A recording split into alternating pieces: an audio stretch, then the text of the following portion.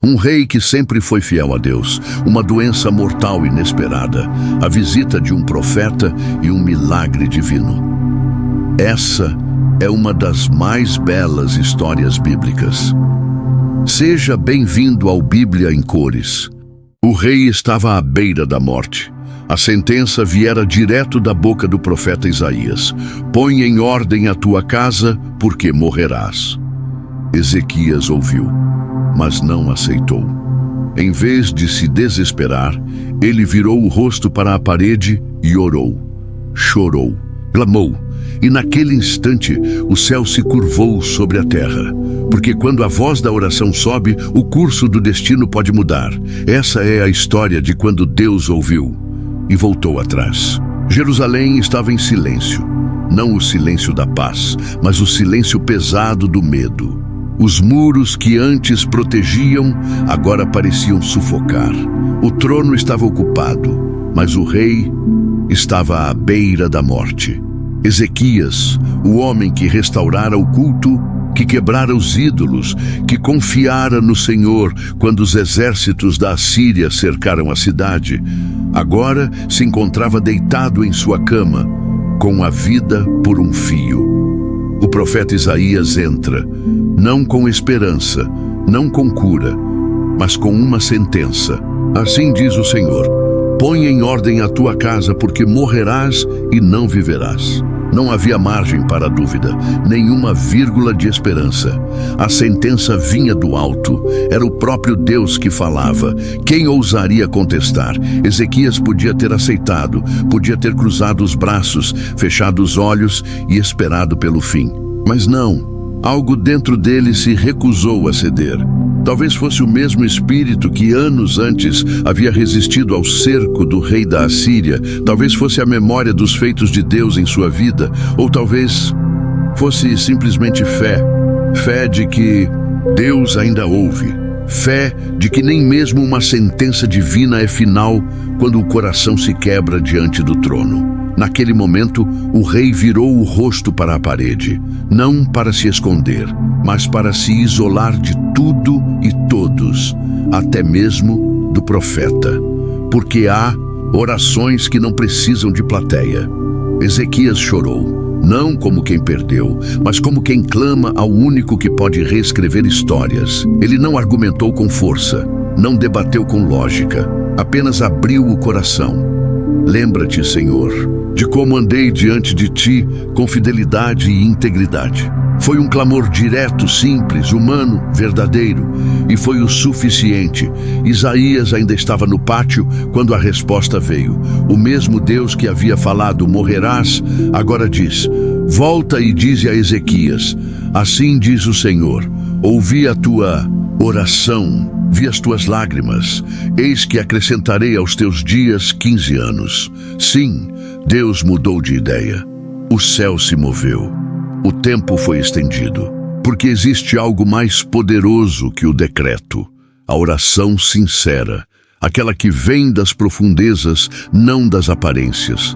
Aquela que brota quando já não temos para onde correr, a não ser para Ele. Essa é a força da história de Ezequias. A de um rei quebrado que encontrou poder não em suas vitórias, mas em sua rendição.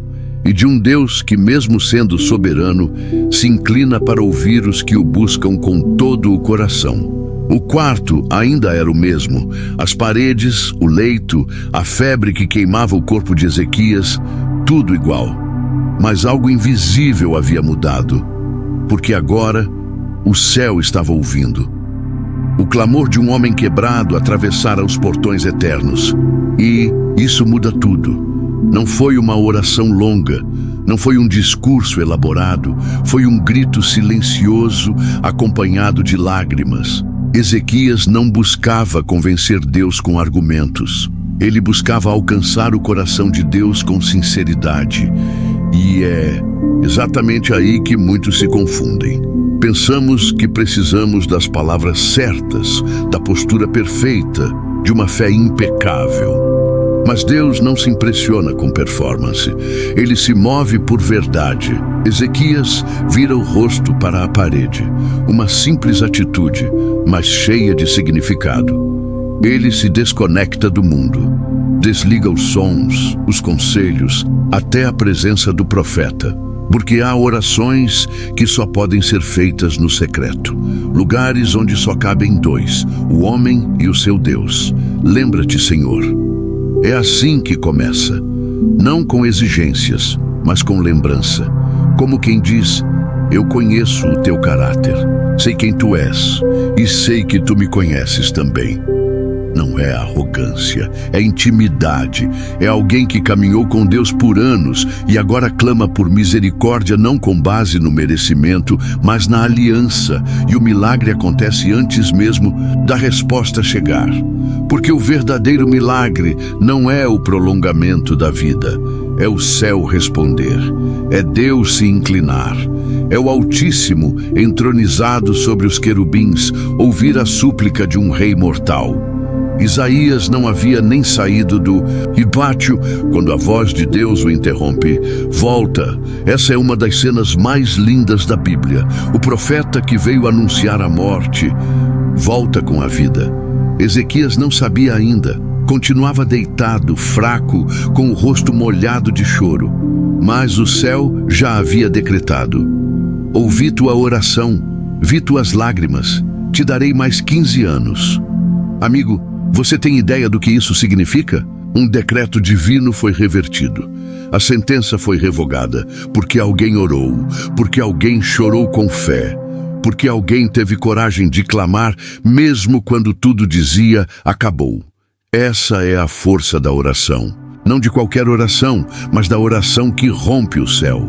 Aquela feita no limite, no chão, na dor, aquela que não depende de cenário, nem de resposta imediata, mas que toca o coração de Deus, porque vem de um coração quebrantado. E se funcionou com Ezequias, pode funcionar com você. O que você faria se recebesse uma sentença de morte? Se um profeta de Deus dissesse, arrume tua casa, porque não há mais tempo? A maioria entraria em desespero. Alguns se entregariam, outros tentariam negociar. Mas Ezequias escolheu algo mais poderoso. Ele orou, e a resposta veio, não de homens, não de médicos, mas do próprio céu. Volta e dize a Ezequias, ouvi tua oração, vi tuas lágrimas.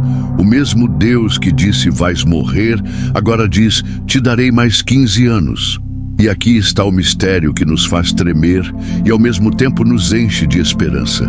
A oração pode mudar o destino. Não porque Deus muda de ideia como um homem inconstante, mas porque Ele responde à fé sincera de um coração quebrantado. A oração de Ezequias não foi um feitiço ou uma fórmula. Foi um encontro. Foi o desabafo de quem conhece o caráter de Deus. Foi o clamor de alguém que não aceita o fim sem primeiro lutar de joelhos. E esse tipo de oração, Deus honra. A resposta de Deus não foi só em palavras. Ela veio acompanhada de um sinal. Isaías diz, como prova de que Deus cumprirá o que prometeu, a sombra voltará 10 graus no relógio de Acaz. Um milagre cósmico. O tempo literalmente recuou. O universo respondeu ao decreto do céu. Não foi apenas vida prolongada. Foi uma reversão do natural. Uma intervenção visível que mostrava, quando Deus fala, até o tempo obedece. Ezequias experimenta a fidelidade de um Deus que ouve. De um pai que vê as lágrimas, de um Senhor que age mesmo quando tudo parece selado. Aquela cama de morte virou altar de milagre, aquela parede onde ele chorou virou portal de vida, aquela sentença se transformou em promessa, mas essa resposta também traz uma lição. O tempo que Deus nos dá é para ser usado com propósito. Não é apenas mais vida, é mais oportunidade. Mais chance de viver com gratidão, com reverência, com ousadia. E talvez você esteja vivendo algo parecido. Um diagnóstico, uma perda, uma porta fechada. Algo que te disseram ser fim, Mas hoje, através da história de Ezequias, Deus sussurra ao teu coração: ainda não acabou. Há respostas que você ainda não viu. Há promessas que você ainda vai viver. Há um tempo extra que o céu pode liberar, não para satisfazer desejos egoístas, mas para cumprir um destino que Ele mesmo escreveu. Quando Deus responde, até o impossível obedece. Talvez você não esteja lutando por mais 15 anos de vida como Ezequias, mas está lutando por algo, por um milagre, por um recomeço, por uma resposta. E quando tudo parece selado, quando o diagnóstico já foi dado, quando a porta parece trancada, é aí que a oração se torna mais do que palavras, ela se torna guerra espiritual. Ezequias virou o rosto para a parede, um gesto simples, mas profundo. Ele não olhou para os soldados, para os servos ou para as circunstâncias. Ele se virou para Deus. Porque às vezes, para viver o que o céu tem, é preciso se desligar do que o mundo mostra. E aqui está a chave. Ele orou com verdade. Não tentou impressionar. Não usou palavras bonitas. Ele chorou. Ele lembrou a Deus do seu coração. Ele foi honesto. E é essa honestidade espiritual que rompe barreiras. É essa vulnerabilidade que toca o céu. Quantas vezes tentamos resolver o tudo com as próprias mãos, quando o maior poder que temos é nos rendermos. A oração é a única arma que funciona quando todas as outras falham. E mais do que mover a mão de Deus, ela transforma o nosso coração. Você pode estar diante de um não, diante de algo que parece imutável. Mas Ezequias nos lembra, há nãos que Deus transforma em sim, quando o coração se quebranta. Não porque Ele deve algo a nós, mas porque Ele ama nos surpreender com misericórdia. A aplicação é direta. Não pare de orar. Não pare de crer. Mesmo quando a palavra parecer final. Mesmo quando os profetas disserem que acabou. A última palavra nunca será do homem.